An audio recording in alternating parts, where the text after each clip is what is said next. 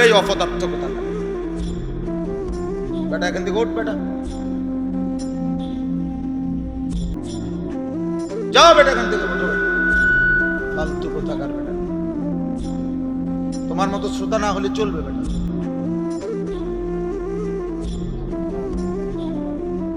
আমি তো এটা নির্বাচনী জনসভা নি যে আমার ভোট দরকার, বলো ভাই এটা কি জনসভা কোনো? তো আমি বেশি লোক আর কম লোক দিয়ে আমার সমস্যা কি? কতবার অনুরোধ করছে বলেন, সুন্দরভাবে ভদ্রভাবে বলা হয়েছে কিনা বলো? আমি বললাম, আমার আগে আমার ছোট ভাই বলল, গাদ্দার মনে করে যে মনে করে, আমার যেটা মনে করি আপনি কি তা, এটা সাংঘাতিক বিষয়, আপনারা জানেন না। 12, 14, 16 বছরের ছেলে যদি এরকম হয় যে মা বাবা আলেম ওলামা ধর্ম ইসলাম কোরআন কিচ্ছু আমি মানি না, কিসের আল্লাহর বিধান বেটা, কিসের নবীর বিধান? তো বেটা আমার যেটা মন চায় আমি এটা করি। খোদার কসম আল্লাহ কোরআনে বলছে ওই রকম জীবন জন্তু জানোয়ারের জীবন। জানো না তো, ওই জীবন ইনসানের জীবন না, মানুষের জীবন। যে জীবন কাউকে মানে না, কিসের আল্লাহ? যে 5 ওয়াক্ত নামাজ প্রতিদিন ছেড়ে দেয়, সে কারে বুড়ো আঙ্গুল দেখায়? মেম্বার রে, মেম্বার চেয়ারম্যান রে মনে করে। তাহলে আপনি কি হেরে ছোটখাটো গাদ্দার মনে করেন? এ কি ছোটখাটো বেয়াদব?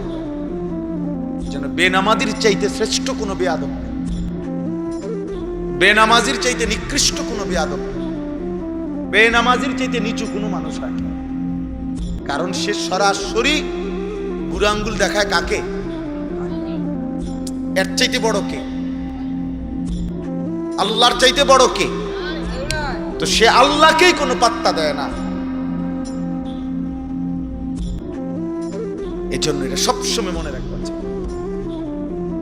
যার কপালে সেজদা নাই, এজন্য আল্লাহ তাআলা কি পরিমাণ গোসা হইছেন, সেজদা দিতে দেরি করছে কেন?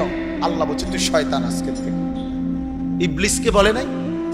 কি জন্য বলছে বলেন, সবাই বলেন। ইবলিস সেজদা দেয়, আজকের থেকে শয়তান। কোরআন শরীফে আছে, আল্লাহ বলছে আজকের থেকে কিয়ামত পর্যন্ত তোর উপরে আমি আল্লাহর লানত। কোরআন শরীফের আয়াত, ওয়া ইন্না আলাইকাল লানাতা ইলা ইয়াউমিন। সিজদা দিলি না নাফরমান, আজকের থেকে লানত কিয়ামত পর্যন্ত। খামখেয়ালি মনে করো, ভাত খাও দেখা নাকি, ঘুমতেতে পারো দেখা, মানুষের বেডি চাও মোবাইলে, নর্তকী দেখো, নাচ গান দেখো, উলঙ্গ দৃশ্য দেখো, কোনো অসুবিধা হয় না। ঘুমাইলে ঘুমাইয়ে, পেশাবে দিলে পেশাব করো, ভাত পেটের ভোক লাগলে ভাত খাও। আর কি মনে করছে এই নাম তামাশা? কিন্তু তুমি কি দেখো না, রাস্তার জানোয়ারও তো খায়, ঘুমায়,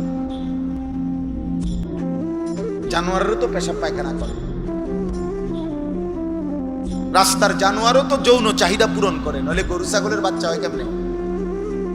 তার যদি লজ্জাস্থানের চাহিদা পূরণ না হতো তো কুকুর বিড়ালের বাচ্চা হয় কেমন? কথা বলেন না কেন? তাইলে এরই নাম জীবন, এরই নাম মুসলমান, এর নাম মানুষ।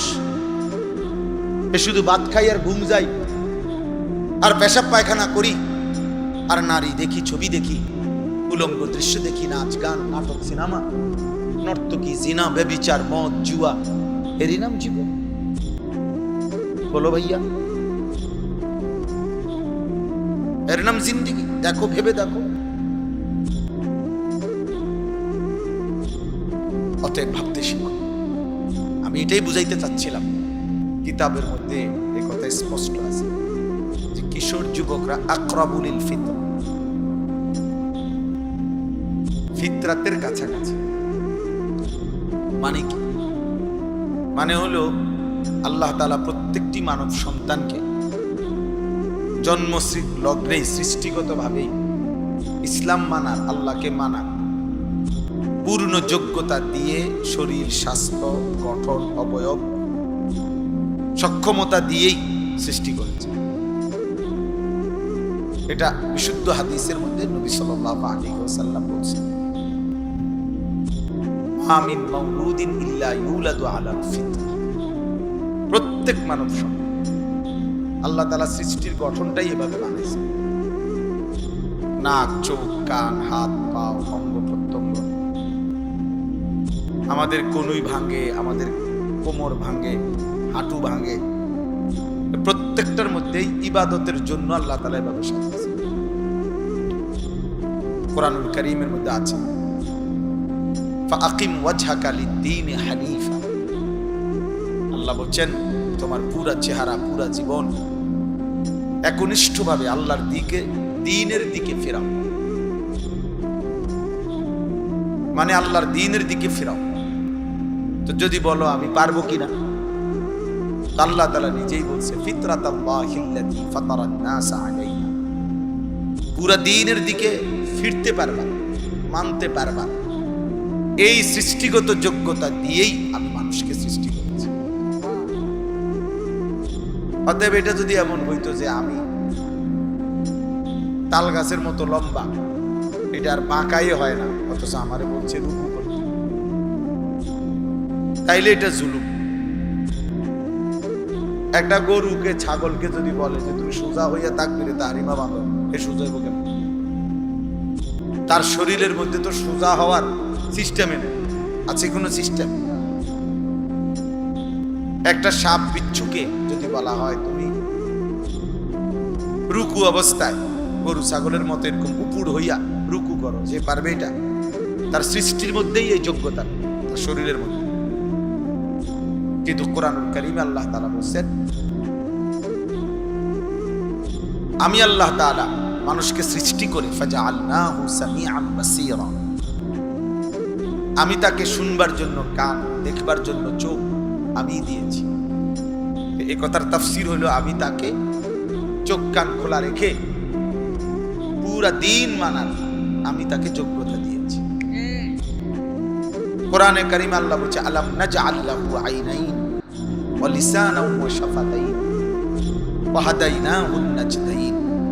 আল্লাহ বলে বলো তো বান্দা, আমি কি তোমাকে দুইটা চোখ দেই নাই? তো কি উত্তর কি দিয়েছেন? বলো ভাই, ছেলেরা বলো, দিয়েছেন?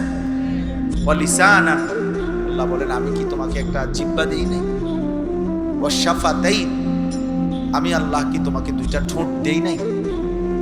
ওয়া হাদাইনাহুন নাজদাইন, অর্থ হলো আমি আল্লাহ সত্য মিথ্যা, হক বাতিল, করণীয় বর্জনীয়, কি করবা কি ছাড়বা, কোনটা পাপ কোনটা নেকি, আমি কি এটা আলাদা করে বলে দেই নাই? বলেন বলছি কিনা? ছাগল যে হালাল এটা বলছে কি? কুকুর যে হারাম এটা বলছে কি? সুদ যে হারাম এটা বলছে কি? ব্যবসা যে হালাল এটা বলছে কি? তাইলে আল্লাহ তাআলা বলেন কোনটা হালাল কোনটা হারাম, কোনটা উচিত কোনটা অনুচিত, আমি তো এটা বলে দিয়েছি। এবং আমি আল্লাহ তাআলা চোখ দিছি, জবান দিছি, আমি আল্লাহ তাআলা শরীর গঠন করে দিয়েছি, কেন? আমার ইবাদতের উপযুক্ত। তো এই জন্য ভাই প্রত্যেকের ভিতরে আমাদের আল্লাহকে মানার, ইসলামকে মানার, আল্লাহর হুকুম মানার শতভাগ যোগ্যতা আমাদের শরীরে আছে। এবং আল্লাহ তাআলা বলছেন আমি কখনো বদলাই না, লা তাবদীলা লিখালকিল্লাহ যালিকা দ্বীনুল কাইয়্যিম, এটা আমার অকাট্য ফয়সালা যে আমি এটা বদলাবো না।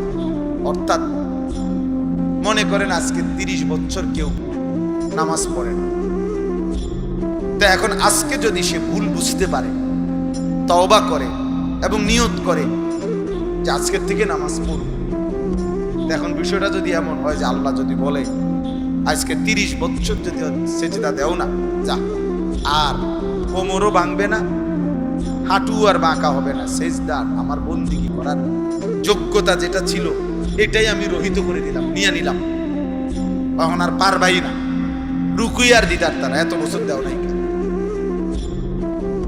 আর সেজদাই দিতে পারতা না, আর দিতাম না, যা। তাইলে কি সম্ভব ছিল আমাদের পক্ষে? আল্লাহ বলে না, আমি এটা করি, বরং আমি মৃত্যু পর্যন্ত আমার বান্দার ইবাদতের এই যোগ্যতাটা নষ্ট করি না। 90 বছর পরেও যদি কেউ ভুল বোঝে আমি আল্লাহর দিকে ফিরে আসে, আমি ওই সময়ই তাকে আমাকে সেজদা করার, আমাকে ডাকার তৌফিক দিয়ে দিই।